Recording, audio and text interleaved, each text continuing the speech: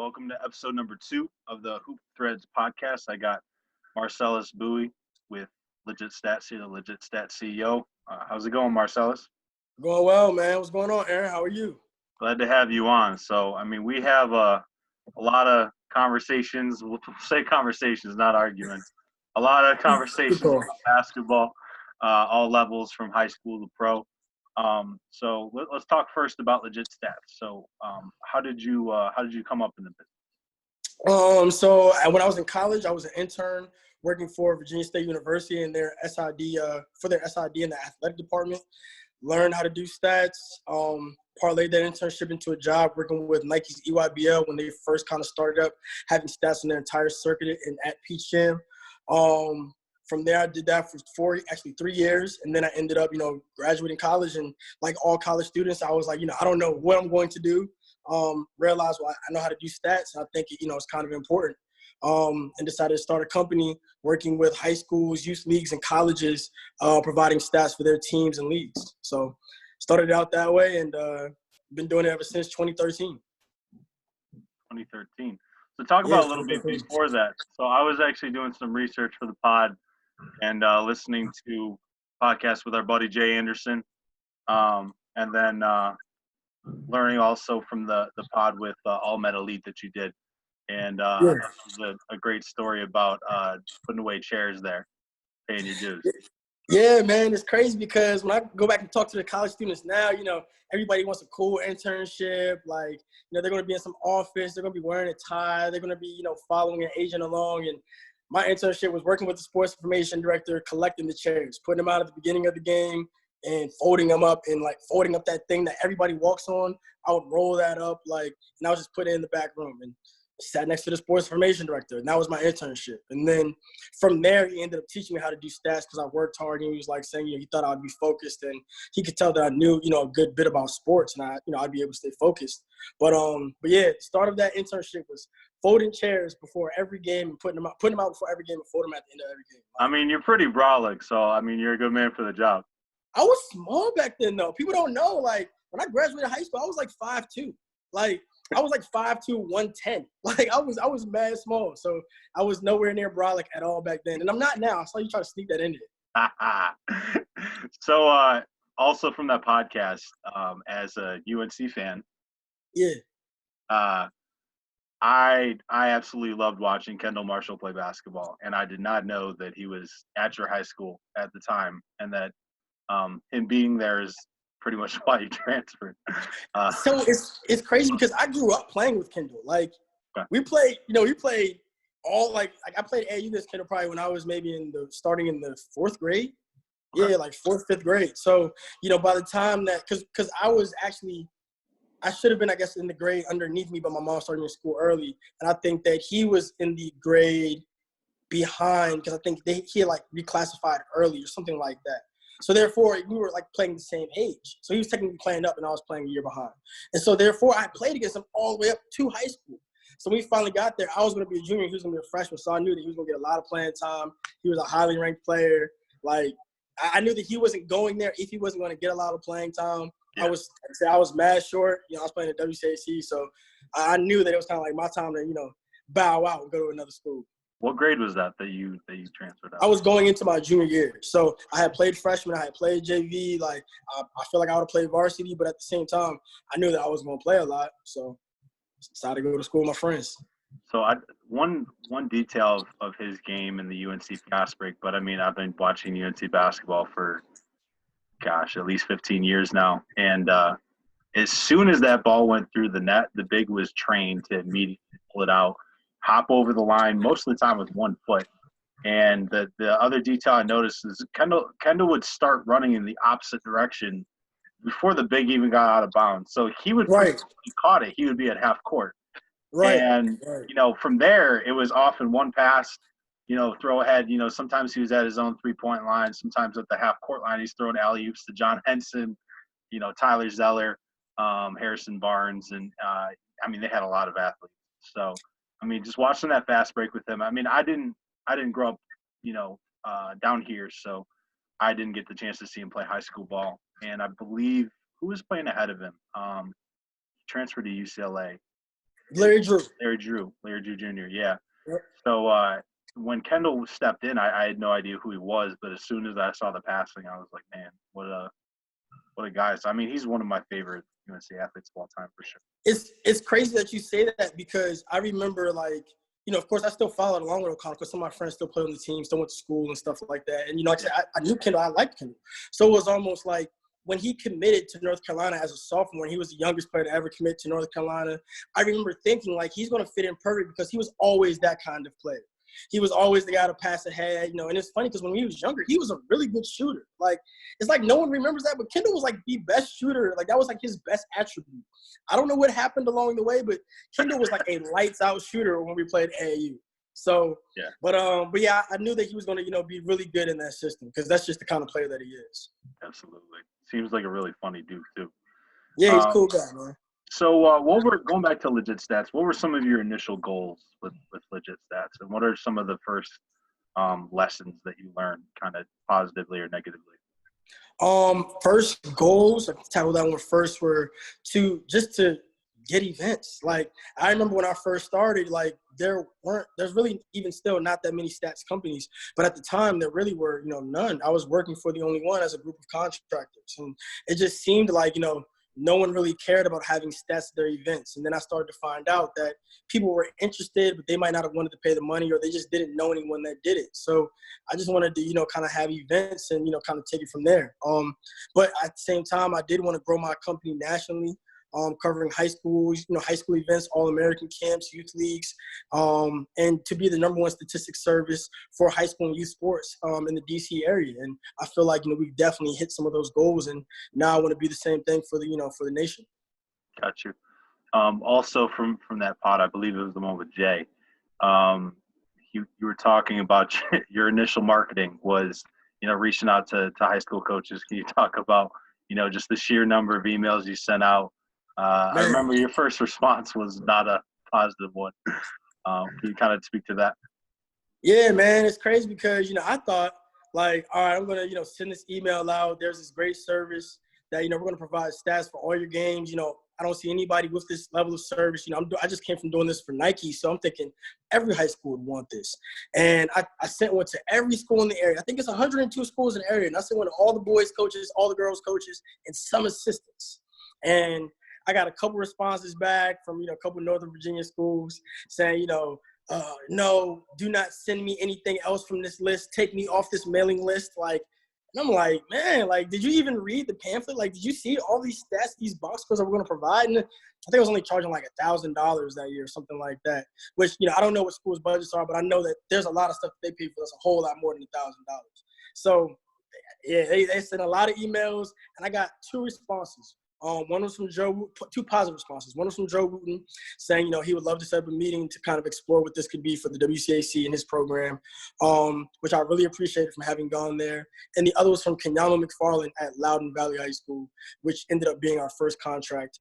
And their girls team just had the best year that they ever had. And they were coming off of one of the worst years they ever had. In 2013, we started working with them. So it's crazy to look at where we are now in comparison to then, because I remember when no one was answering a single email that I had. Just for the take me off this list guy, have you worked with that school now that you're established? Just out of curiosity. I haven't worked with that school yet. We've done an all-star game. We've done all-star games that his players have played in, though. We've done that, but we haven't necessarily. No, okay. We've done all-star games that his players have played in, and we've covered games for the other gender of that school, but we haven't boys games for that school. But we have not actually covered girls games for that school yet. We're getting too far into that one. Yeah, I don't want, you know what I mean? Like somebody's like, oh man, I forgot. No. We'll leave that alone. So yeah, right. What do you look for? Well, first off, let me back up. When the reason that I wanted to have you on specifically, and why I trust your basketball knowledge in general, is that a lot of the time you're getting to see these kids through your previous work with the PYBL. You get to see them when they're young, like 6th grade. You get to see them progress. I mean, I know that you've seen guys like Hunter, guys like Terrence, guys like Doug from 6th grade on. Now Hunter and Terrence just graduated. So, I remember specifically with Doug McDaniel at PVI after he had that game against Montverde. I was like, man, this kid can play, dude. And then you're like, I've been known about him. So kind of speak to some of the qualities that you're able to see in the young player at that stage that make them successful today in high school and then beyond that. And then also similarly, when you're hiring a statistician, what are the traits that you find to be the most telling in a successful statistician? Well, as far as, noticing players that are good when they're young, it's honestly the same things that you notice when they're good when they're old. I mean, but some players they just have it earlier. The same things that make Doug good now were the same things that made him good when he was in 6th grade and probably when he was in 3rd grade. He just probably always played that way because he just has one of those games where it's like you don't see many players like him. So you understand that is just his personality. That's just the way that he plays the game individually. So that's why I always thought he was good. He just always, saw the floor. He was always a very good ball handler. He played good defense as far as just being scrappy and, trying his hardest.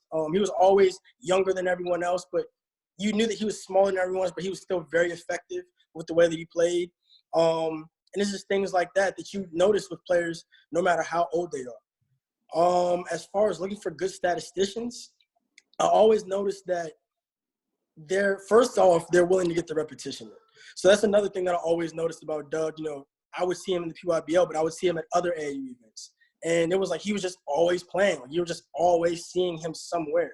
And I feel like a lot of the statisticians that have become the best that I've noticed that have worked for us have been the ones that it's like, we go through a training session because we go through intensive training. There's, hours, over 15 hours of training just to become a basketball statistician. Most end up doing 20, 15 is on the short end. Is that handled by you and just your company, or is there like an outside company that handles that? No, it's just us and our company. We have our own training method that we've established, and it's been, working well to kind of, prepare them for the live games. And the people that have become the best statisticians, they'll do one game, but then they'll say, hey, I'm going to watch, another game tonight, and they'll do that one. Or they'll come to, extra training sessions. They'll be willing to do a lot more games. And that kind of repetition, of anything is going to make you, the best. So I know it's that same thing with basketball players. There's a lot of players. One that I always tell people I think is the best player in the area this year and has been one of my favorites for, I guess, 5 years now since he was in 8th grade is Earl Timberlake. And I know what Earl was and the kind of player that he was when he was in 8th grade. He was a, power forward, like a rebounding power forward. And really? I saw how much he worked to become a guard and, now to become a combo forward and, his jumper and all the things that have come with his game. I know how much he worked because I know, coaches that have worked with him extensively. So those end up being the best players, those ones that are going to get the repetition. And it's the same thing for statisticians. So I have a quick story about Earl. Summer of 2018, when I first started at DeMatha, I was working the summer league. And so I was talking with Coach after the summer league about working at DeMatha as a coach. And I was asking about, what the guys do with workouts, during the summer. Because before the camp, we have them in to do a workout, typically like 7 a.m. We run them through some drills, some conditioning stuff. And I hadn't seen Earl there. And, I knew he was working. I hadn't seen him there. And so I was like, what is he up to? What's Hunter up to? And he's like, mostly AU stuff. And then I asked the question about Earl, and he's like, Aaron, listen, there may be 4 days this entire summer that Earl doesn't do it to it. He goes and does the workout early morning in the gym with his father, just conditioning stuff, and then he'll come back in the afternoon and he'll do a gym workout with Ray Davis or with one of the other trainers that he works with, like Keith Williams and stuff like that. And he's like, there may be a handful of days that he doesn't do it to a day. And just to see that pay dividends. There's a reason why great players are great. And kind of coming back to your thing about the employees, I think nowadays, when your job gives you the layout of your duties, I feel like that's the bare minimum. And if you want to move up and if you want to excel, if you're pointing to that list and saying, I did A, B, C, and D, like, well, you also didn't do E, F, G, H, Yep, all the yep. other things that separate you. So let's talk next about the actual program itself, the computer program. So through my work with Summer League, there was some times that I was, helping to spot for a statistician with legit stats, some of the new ones. And I mean, it's difficult to spot because, so, a block happens and then they're at the rim at the other side. And, if you don't know who the block was, then at the rim at the other side, when they get blocked at that end, and Right. someone gets the rebound and then he puts up a shot and that gets blocked, and then someone else gets the rebound, the statistician looks up and he's like, all right, so who are those two blocks? Who are the two rebounds? And who made the layup? And I'm like, oh, that can get difficult for sure. So kind of speak to how you guys work through that and what your computer program is like with, keys and everything. Essentially, a lot of it is just, like I said, it's repetition, but it's about being able to, know which keys to type and the code to apply. So everything that we're doing is computer coding. And it's interesting because I'm, of course, going through thinking of it as work and not knowing, much about IT or computer coding. And I'm realizing, I'm pretty much a coder. That's what we are. We're sports coders. As the game is going on, we're almost coding the game like it's a video game. And if you know the code, you're able to, focus and watch the game and everything that's happening during it, then it makes it easy for you to kind of like apply everything. But, working within the computer system, it's almost you're looking into the matrix. A lot of people think, oh, they're just doing stats. Okay, cool, but when they look at our screen and see actually what we're doing and how fast and precise you need to be, it always ends up being, a whole another conversation, another respect level, because it is difficult. Yeah, absolutely. Talk about what we're going to move away from your company specifically. What's the most misleading stat in basketball? What stat is one that's used in arguments? We're going to stay away from rings because I don't want to go into a Jordan versus LeBron Okay, cool, right cool, now. cool. I'm with that. But as far as for me, it's points per game. If you're averaging 25 points per game and you're doing that off of 12 shots, that's significantly different than averaging 25 points a game and averaging 23 shots. Right. So that's one that I look at specifically. So what's one that you think gets finessed and manipulated a lot? As far as finessed and manipulated, assists. I would definitely say assists are getting manipulated crazy. I think that assists, when recorded correctly, are very telling of how, a team is playing, how a player is playing. But at the same time, I know there's a lot of assist padding out there. There's guys taking 6-7 dribbles. I know that one time a coach told me that I missed an assist. And I was like, well, coach, where was the play? He said he threw it to the guy on the fast break. The guy made a crossover through the legs. He goes to the rim. He gets fouled. He makes both free throws, and that should be an assist. And I was like, that's not an assist. Like, what? I couldn't believe it because it was a really good AAU program. And I was like, that's not an assist. And he's like, it's not. And I was like, no. He's like, oh, I thought it was an assist. And it was like, okay, like, who cares? I'm sorry for insulting your integrity. Like, I thought it was an assist. So I know there's a lot of assist padding out there. Yeah, a coach should know that. That's definitely rough. What? Yeah, hard scene, tough scene. So who was a player that you knew would blow up at either the high school or the college level that Mose didn't know about? So I'm gonna take your first example. Luka Garza. I know that you really liked him in high school, what you saw from him in Murray, and you knew that he would blow up at Iowa. So who's another guy? Another guy. I always thought Ryan Cornish. Ryan Cornish is one. I always thought Ryan Cornish was really good. I saw him play when he was in 7th grade. His team was okay. But it was almost like he was a kind of skinny kid, but it was almost like a lot of times as a statistician, you'll notice that you don't remember all of the names, but you remember certain players' numbers. And you remember that every time you look at their name or their number, they had a good game. And he was one of those guys when it was like every time I look at the game, he always had about 20, 18, 19 points, a good amount of threes. And it was like, this kid's pretty good. And then, he just continues to rise with the ranks. A lot of people aren't knowing about him because he might not play for this AU team or he might not be on this circuit or things like that. And then now it's like he's one of the best players in the area and is going to have a big season, I think. Absolutely. Let's go to more DMV specific content. So with what really makes DMV basketball different than the rest of the country? It's interesting because in the PG doc, they kind of mentioned Morgan Wooten and another gentleman that was the first PE coach that was at UDC. I think that the coaching is really what has made DC basketball so much better than other basketball like around the country. I think that, we have the Wooten camp here, which has been going on as one of the oldest teaching basketball camps in the country. I think that a lot of principles that Morgan Wooten established in the way that he played is a way that a lot of the WCAC plays, and because of that, a lot of the area and a lot of the best teams in the area, be it AAU or just regular high school basketball or youth basketball. I think that goes into it. I think that kind of teaching at such a young level enables our players to just grow up, with a better foundation earlier, and then you combine that with talent, and you end up getting some of the best players in the country.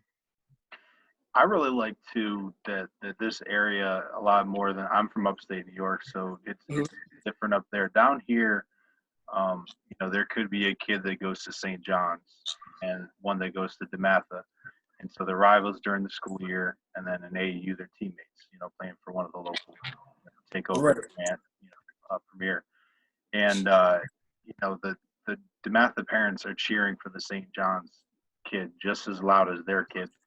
And, even if, say it's a tournament that, they're not on the same team, say that, this kid is playing for Premier and, he's just grown up with these other kids. You'll see tweets, from parents, just in support or, I know this is my guy, like he's been putting in the work. Kind of talk about how that, because I think it is unique, just the support level. I don't know what it's like in other areas, but I know that in the grand scheme of things, the DMV is not very big, in my opinion. I mean, because if you think about it, I grew up in Loudoun County. I could get from Sterling to Upper Marlboro in an hour. I could get from Sterling to Waldorf in an hour. So within an hour's radius, you have all of these people that all play basketball for a long amount of time. So it's sooner or later, you're going to play against each other. You're going to play with each other.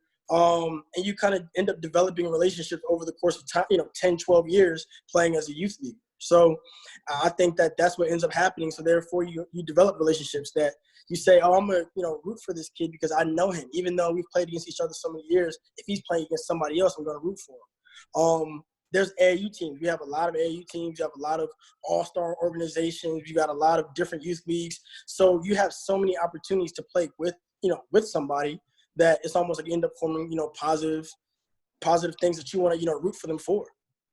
Gotcha. Okay. What's an issue that you want to see change in the DMV hoops? Yeah, I've been waiting for you to ask me this question because I want to see stats at every high school. I don't see why every high school doesn't have stats at their games. I think that I should be able to go to every high school's athletic website and see stats going on at the game. I mean, I feel like everybody would appreciate that. I know that I go to the Washington Post. We can't even talk about who leads the area in scoring 100% because not every school has their stats in the Post. Now, you would like to think that if a kid's averaging 35, his coach is getting the stats in. But I had no clue. I have no clue as to who leads the WCAC in scoring or who leads the WCAC in blocks. I think that's pretty interesting info, and a lot of people would want to know that. But is not available for anyone. So I would like to see that change in high school sports, not only in the DMV, but across the country. Absolutely. I think for me, it's, I want to know more than who scored the most points. And the you know what I mean? And I think it would be interesting to see, rebounding stats and stuff. I think a lot of coaches in the area, they do keep stats, but it's on their own tablet or, within their app. I know at DeMatha we have an app that we use that tracks everything. Sometimes just there's a gap in that information getting to the public. It might be a competitive advantage thing, do you know who led Carroll in rebounds this year? I guess Tegra. I mean, you would like to think, but Who knows? Who knows? Your guess is as good as mine. Yeah. Let's talk real quick. From the podcast, you mentioned something about these packets that you're putting together to sell to college coaches. Can you talk about that process and what that looks like and kind of what you have on the horizon? Like, I mean, I know you and Ray, you guys are always working. You're always cooking up something. What have you guys? Always. But yeah, so essentially what we're providing is college coaches package. So essentially the same way that if I were to go to a game and I would say, or I would go to an event, and let's say I'm the coach of Rhode Island, I get the event packet at the beginning of the event saying that, here are the rosters. We're going to have a packet that's going to actually have all of the stats from that event that they'll be able to actually go through and, utilize for their own recruiting efforts. And I know that I always go to these events and I'm like, all right, this kid, first of all, some of these event packets are wrong. I know that, there's plenty of times when I've gone, I'm like, oh, number 5. I'm like, that's not Jake Owens. Jake Owens is number, 32. And then, some scout is coming over me from, some company is like, hey, do you know what number Jake Owens is? I'm like, I think he's number 32, but this says it's number 5. And I'm like, so we're going back and forth. I think that having that comprehensive statistical packet at the end of, an event would really help college coaches. It would really help media. And then I think that, it would definitely help players because we're going to have a individual packet for players that's going to actually show where they rank in the event in multiple categories, what their player efficiency rating was, and then every game that they played so that let's say you're Ryan Cornish from a few years ago and you feel like, college coaches are sleeping on you, but you know that you're averaging 27 a game, but you're playing on the back court. Then you can have this pack to say, hey, look, so-and-so school, I should be recruited by you because I'm, balling out on this backcourt. But you just don't know it because I'm not being talked about the same as, this kid that plays for this Nike program. Gotcha. I mean, I think it's definitely getting better over time. As time goes on, in the 80s and 90s, I'm sure that information is possible to find. So how do you see legit stats expanding beyond that? So do you have any, as far as marketing or maybe taking it to different regions, what do you have on the horizon? Oh, well, I always tell people I love basketball. I'm a basketball, I grew up playing basketball. I watch basketball when I go home, after I leave a basketball event. Like, I love basketball, but at the same time, we're going to be expanding to other sports. We don't do as much in lacrosse as I would like to. I feel like lacrosse is going to be a sport that's growing crazy over the next few seasons. I'm not sure if you're aware, but there's the Premier Lacrosse League that's run by players. And they're actually going to be one of the first leagues to start having sports again in America. And that's going to be in August. I think that's going to be a huge opportunity. In August, yeah. They're going to have a tournament somewhere, some remote location with no fans. I think that's going to be a huge opportunity for people to start paying attention to lacrosse. And on the backs of that, I think that we're going to be there to start providing stats for more lacrosse events. You can say the same for soccer, field hockey. I want to do the same thing I'm having, doing basketball for multiple sports. At the same time, I want to do more in education. I feel like there's a lane for us to kind of provide opportunities for more young students that want to get involved with sports analytics, especially minorities at HBCUs. Like I went to Virginia State, and I feel like, if I could do it, they should have an opportunity to do so as well. Gotcha. Just some quick hitters. Who's the best team that you've ever seen in the DMV? Off the top of my head, I'm going to go with the DeMatha team when Nigel Munson was a senior. Austin Freeman was, I think, a junior. Yeah, they were tough. Now, at O'Connell, we beat them. Our freshmen beat them. Our JV beat them. Varsity beat them that one night. Gym was crazy. High school. I had to slide that in there, didn't you? It was lit. But that's the best team I can think of. Was Jeff Allen on that team, too? I think Jeff Allen was on that team. Yeah, Jeff Allen was on that team. And I think the oldest Grant brother was on that team. Jeray? Yeah, I think that's – is that Jeray? I don't know. But whatever the oldest one is, I think he went to Clemson. Gotcha. Okay. Yeah, I believe he went there. They were tough. They absolutely were. Free is, so I work with them on the DeMatha freshman team, and I feel like he's become an underrated, player in the area. I mean, this dude went to the McDonald's, played in the McDonald's game, and had a good game, and I didn't know he was in the dunk contest. Did you know that? Yeah, and I never understood how, because I never thought he had bounce. Have you seen the clips? I think he made the final. It was in the final round versus it was like Blake Griffin and another NBA guy. I mean, Yeah, shock the hell out of me. I know that. who's the most underrated player in the area right now? I'm gonna take away yours because I know you're about to say Chris Kuzemko. No, I wasn't going to say Chris, but I don't, because I think that it's interesting because Chris Kuzemka he didn't get a chance to play this year. Yeah. So it's tough to say that he's underrated because, I mean, I feel like no one saw him play. I know what he can do.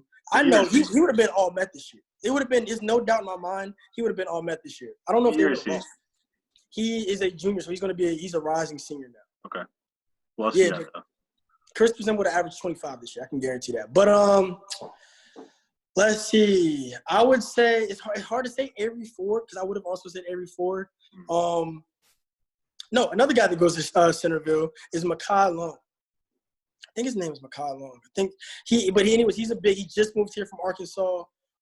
He had a really good season. I would say that he's the most underrated player in the area. I think I'm getting his name right, but he's tough. I'm telling you. Anybody that goes to see him play, they'll say the same thing I'm saying to you right now.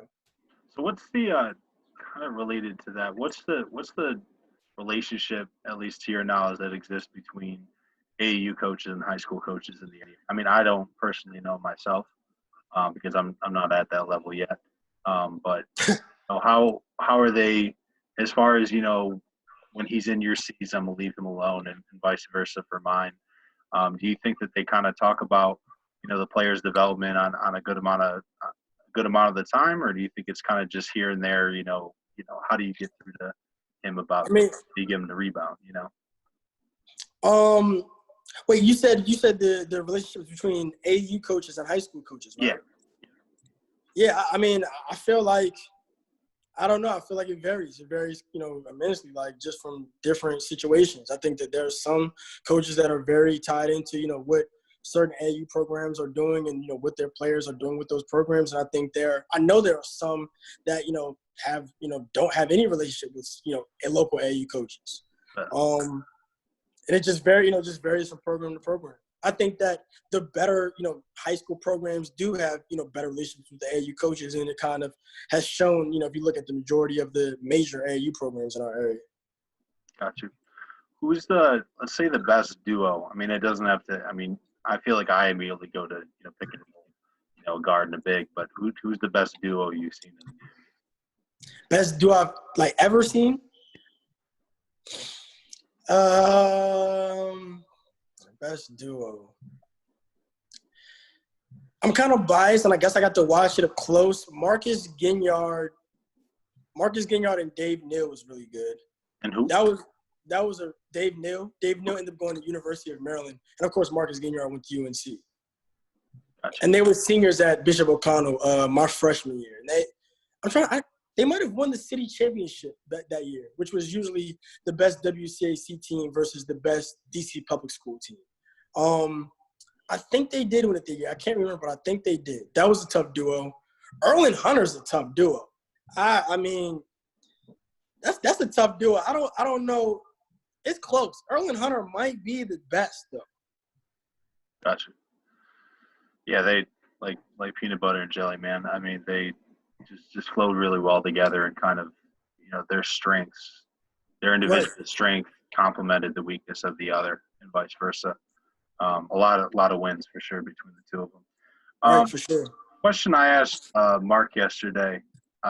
You know, image and likeness is a big thing today in college basketball. You know, college basketball players playing for a scholarship and not much else really. You know, other than the exposure. Do you see those issues spreading to high school basketball ever? As far as, you know, players just playing solely for scholarships? Yeah. Oh, yeah. I mean, I think players do that now. I think there's no doubt in my mind that there's kids only hooping for Jays. Like, and there's been kids only hooping for Jays for a while. Like, just in the sense that they like to play basketball, but at the same time, they're like, if he wasn't giving me no shoes, I'd be at the crib right now playing Xbox. There's plenty of players that are like that. There were players that I played with that were like that. Like, so I know that I'm sure that that's the case now. I think it's more prevalent on the collegiate level just because you have to work harder. And it's almost like if I'm going to be doing this, what am I really getting out of it? Well, I'm getting a scholarship. Okay, that's cool. Like, I'll do it for that. But, I know that there's plenty of people that wouldn't do it for anything else. Gotcha. Can you talk about the relationship between public and private schools in the DMV hoop scene, and if it's changed at all in the last 10 years, 20 years? I'm gonna speak for myself. Back home in upstate New York, basketball is not it's not a religion. It's not a situation where kids are getting trained super young. It's not a situation where there's elite trainers and elite camps all over the place. I mean, there's some high school camps and college camps. It's just not the lifeblood of the culture, so to speak. Right. And I know down there or up there too, they don't really do the reclass thing, and they don't really do the transfer thing all that much. Can you talk about the difference between public and private, and maybe if you had a kid right now, if you had a son right now, where you would send him? I mean, I just feel like the private school affords you an opportunity to say that you're playing against the best. It gives you an opportunity to say that you're playing for one of the best coaches in the area. And that's kind of what attracted me. Like, that's why I went to O'Connell, because I wanted to say that I was playing in the WCAC and the allure of saying that you're going to private school. At the same time, I think that the opportunities, for your education are good too. I know that when I went back to public school after, it was almost like I definitely noticed that it was way more difficult at O'Connell, and I was probably better prepared for college going to O'Connell. And then I went to a pretty good school system, as far as public schools go. So I think that matters. But at the same time, I think that kids want to say that they're playing against the best, if they're going to be one of the best. And you don't necessarily get that at all public schools. Also, I know that, like, where you're from, you're from Niagara Falls, or you know about Niagara Falls High School, which Paula Harris and Johnny Flynn went to. They really care about that school. Like, if you go to private school there, it's like, why wouldn't you just go to Niagara Falls? Like, we win state championships all the time. It's somewhat of the same thing for football players that live in Ashburn, that might go to Stonebridge or that might go to Broad Run. They don't feel like they need to go to PVI or Bishop O'Connell because they can just go to their local public school and succeed, and the entire town is kind of behind them there. There aren't, it's not the same for basketball for a lot of schools in this area. It's kind of more of an accepted thing that you go to the private school if if you really want to be one of the best players. And I think that that's kind of what's driven younger kids to strive to go to private school. Got you. What do you think that prep schools, that have dorms and bringing a lot of international kids and kids from all over the country, do you think that they should be competing at a different level than high schools, or do you kind of like that it's? I mean, obviously they have their own leagues and stuff, but right. Do you think that they're on the same level as high school, or do you think that there should be some separation? I think that, if you look at some of these high schools that are just regular high schools, they're bringing kids in from overseas. I know that when I was at O'Connell, I think my sophomore year, we had a player that came from Scotland. So, what's the difference? You see kids that come over from Africa all of the time that end up playing at, local high school. So it's kind of difficult to say that colleges, that high schools, that are prep schools, should be held to a different standard. Now, there are some public schools that may not want to play against them. There are some private schools that may not want to play against them. But I feel like the opportunity should still be there for them to compete. Absolutely. Give me an underrated coach in the area. Underrated coach in the area? Yeah, that a couple years from now you think is really going to turn the corner, and he's going to be established down here for years to come. Underrated coach in the area. The coach at Potomac Falls High School has been a coach there for a very long time. I believe that he's won 2 championships, 2 state championships. I'm not sure if they were back-to-back, but I believe he's won 2. And I've always thought that he was a very good coach. I think that he doesn't necessarily always have the best players, but I think he's a very good coach, and he's done so for a long time. His name is Jeff Haas. Now, granted, he may not be going after, one of those WCAC jobs or, coaching a premier AAU team, but I do think that he's a very good coach. Another one is Kevin Harris. I think Kevin Harris is a really good coach at Centerville, and they ended up being, co-state champs or state champs, whatever you want to call that. It's Centerville, right? Yeah, he's at Centerville. He's a very good coach. I've seen him take that program. I've seen him take that. Not that they weren't good before, but I mean, I've seen him turn that program into, one of the perennial best in Virginia, in my opinion.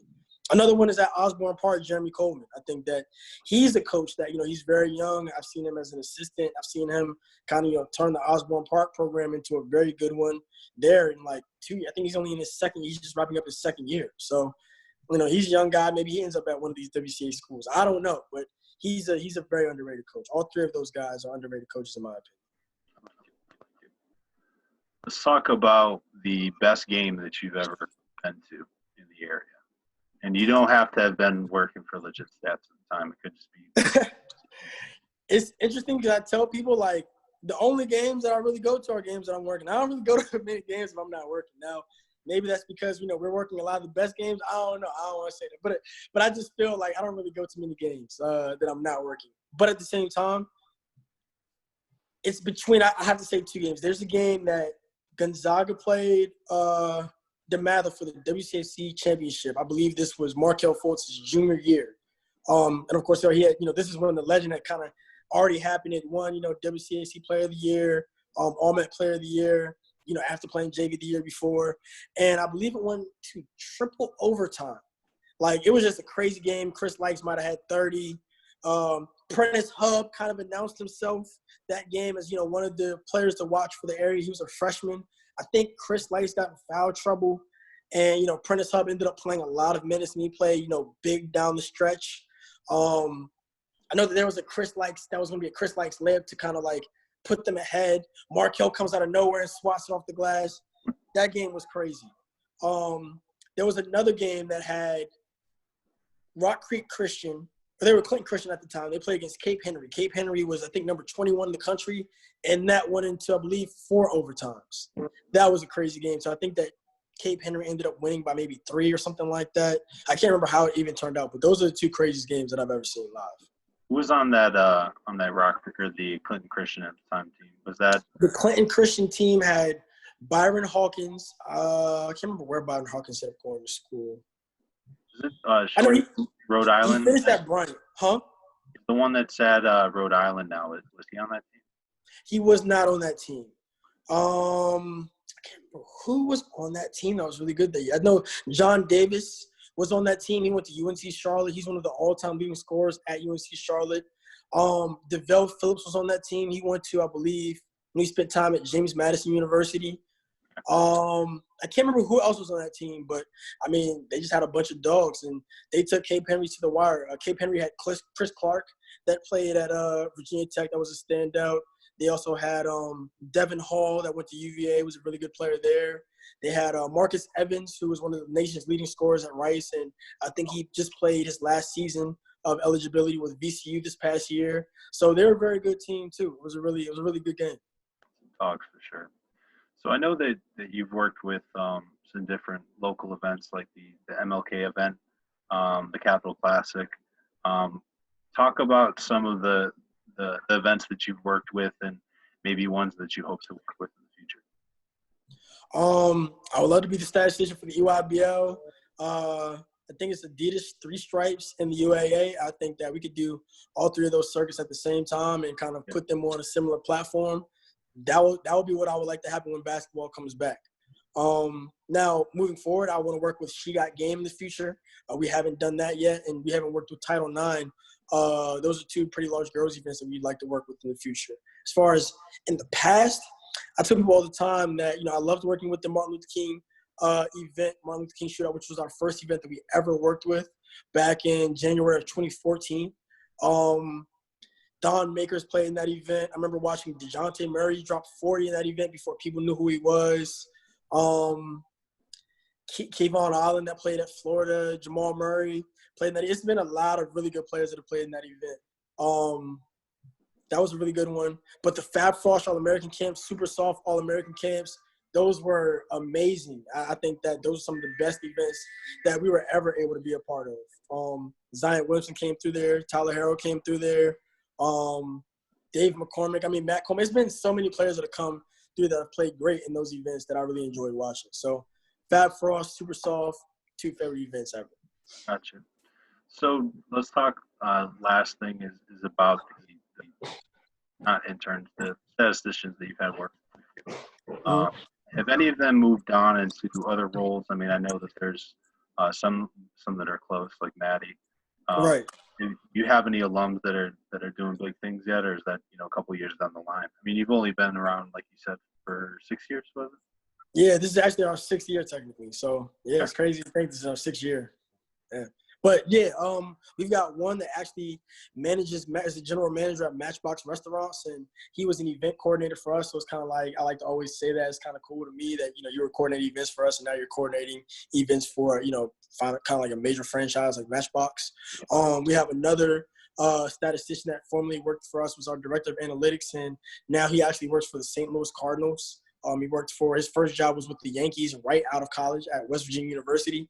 He was my first college intern. So it's kind of like cool to say that, you work for a professional sports team, because we like to tell, our students and our interns that, we can help you get jobs with professional franchises if that's what you want to do. But it's great to be able to get that experience on the high school and collegiate level.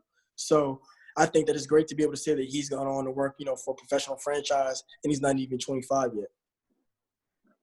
Let's talk about Maddie real quick, because I mean, just in the last 2 summers, just kind of seeing how she's progressed and able to really hold down a game on her own without. Yeah. I know at first, it was kind of like you'd be on her shoulder, kind of helping her along, helping spot, kind of speak to her development. Maddie's coming along like incredibly. Like, she was one of the fastest people that's ever learned this software. I took a little time. I was terrible at it when I first started, and maybe it was because my trainer, didn't train me the same way that I trained her. I'm not sure, but she learned it, very quickly. She's got a lot of charisma as she does the stats, so she's great when she talks to coaches, and she's now a creative director because she has an eye for making things look aesthetically pleasing as far as some of our charts that we put on social media, even, some of the graphics that we may put on stat sheets or, with our college coaches package. So she's definitely rose up the ranks. We also have another statistician, Frank Coppola, that's our, director of analytics now, that came out of Indiana University. And he's really done a lot of things to help us, as far as what we're going to be doing for basketball and every other sport that we work with. So I think we got a bright group of young people that are going to do some great things, not only with us, but with other organizations, once they move on from Legit Stats, if they move on from Legit Stats. Got a great team for sure. I'm gonna, that's all that I have. I'm gonna let you have the floor. Is there anything that you want to speak about, talk about in the DMV or just basketball in general? We're not doing KD and LeBron. We're not doing it. I wouldn't have done it. But the fact that you went to it first is like, I saw where you were going there. I'm not doing it. You're the one that's looking for a conflict. You want all the smoke. I'm chilling. Hey man, with all these docs that are coming out, I need some zen right now. I don't have time for that argument. I feel you. I know one thing. I'm here to tell everybody. My Portland Trailblazers are going for the ship in 2020. When we come back, my man Nurkic is going to be healthy. We're going for it. Everybody never believes me until they're going to have to believe me because we actually won the ship. So I'm a Portland Trailblazers fan. I like for everybody to know that. That's my squad. I'm rocking with them to the end. I'm not rocking with Nurkic because I held him on my fantasy basketball team the whole year and he never came back. I'm salty. I'm not going to lie. How did you become a Blazers fan? I want to know that. How did I become a Blazers fan? Yeah. All right, so look, I always like Scottie Pippen. I don't care what this doc is talking about. Scottie Pippen has always been one of my favorite players. So when he ended up leaving, I think after he left the Rockets, then he went to the Blazers, or he might have went to the Blazers first. Whatever the case is, when he played for the Blazers, I was like, man, I think he's their missing piece. They're the only ones that can take Shaq and Kobe out. And if you remember, there's a play where I think Kobe shakes Pippen and he throws the oop to Shaq, and Shaq dunks and he runs back down the court like, ooh. So at that point in time, that was the only team that was going to beat the Lakers, in my opinion. I never thought the Kings were going to do it. I thought the Blazers were the only ones. After they lost that, I just always thought they played with a lot of swagger. I just always liked the players that they drafted. They drafted Sebastian Telfair, was one of my favorites. So I was a Blazers fan ever since then. That was my guys. Just a quick note on that. Did you know that Shaq's, Shaq, when he's pointing in that video, he was actually pointing to his son Shakir, who's in the crowd. And Shakir, I think this past year, just got a tattoo of his dad pointing up to the crowd on his leg. I thought that was pretty dope. That's crazy. I didn't know who he was pointing to. I've never heard that story. It's like one of the greatest basketball moments to me. Yeah, he was interviewed recently, and he said that he was up in the crowd. His dad was pointing to him after the play. Yeah, which is just a dope moment for sure. Right. So that Blazers team was Rasheed. Was that Damon Stoudemire was on that team too, right? Damon Stoudemire was on that team. I'm trying to think. I can't remember who else was on that team. I don't think Ruben Patterson. And I'm checking that fan hood. I can't remember who else was on that team, but yeah, it was a lot. Fairweather fan, man. Oh, we got a superstar in the building. Yeah, you didn't no. Zoom. Oh Team no. Stan in here. You go to Friendship? Yeah. Go to Friendship, class of 2021. How you doing? What's up, man? Good luck. How's life? Appreciate you. Appreciate your time, Marcellus. It was great having you on. No problem, man. Thank you for having me. All right, man. You got to come to Quarantine Hoops, man. You got to get some shots up in here. Got to. All right, take it easy. All right, man. I'll let you later.